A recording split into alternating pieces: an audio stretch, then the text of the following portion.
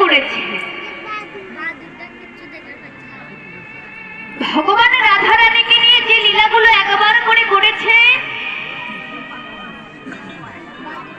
তাকেই নিত্য লীলা, নৈবেদ্য লীলা বলা হয়েছে। আর নিত্য লীলা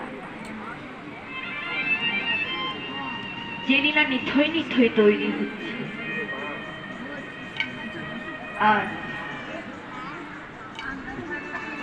এই মুহূর্তে যে লীলাকে আমরা আস্বাদন করব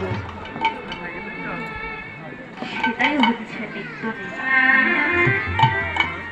তবে নীলা আর লীলা দুটোই একই বস্তু হতে পারে। লীলা আর লীলা দুটো এক নয়। লীলাটা কি? যে এই বাস্তব জগতের মাঝে দাঁড়িয়ে ভঙ্গিমা করে। অনেকেই দেখবেন নাম কীর্তনের মাঝখানে অনেক লীলা, অনেক জায়গায় যাত্রা হয়, অনেক কীর্তন হয়, যারা দাঁড়িয়ে ভঙ্গিমা করে সেটাকে বলা হয়েছে লীলা। আর যেই বস্তুটা সকলের সম্মুখে তুলে ধরা হয় তাকে বলা হয়েছে লীলা। লীলা হচ্ছে প্রকাশের বস্তু, যেটাকে প্রকাশ করা হয়, মনের মধ্যে থেকে ভাব প্রেমটা প্রকাশ করা হয়, তাকেই বলে লীলা।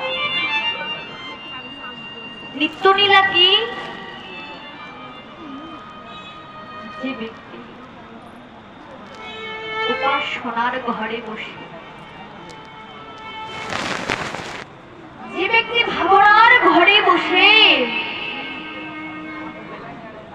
উপাসনার ঘরে বসে হৃদয় চিত্র উজাড় করে মন প্রাণ সঁপে দিয়ে একবার নিত্য লীলা স্মরণ করতে পারে, স্মরণেই তাদের